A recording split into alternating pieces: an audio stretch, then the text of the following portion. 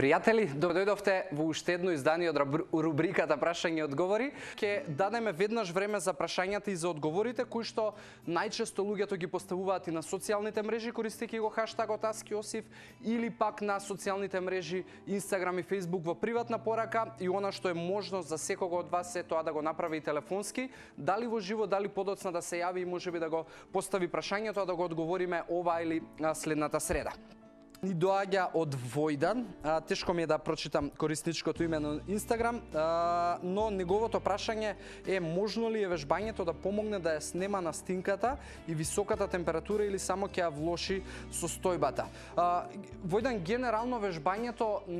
никогаш не е непријател, но во овакви ситуации кога можеби си настинат, правилото е дека доколку болеста е над вратот и во принцип тоа значи затнатост и кивање,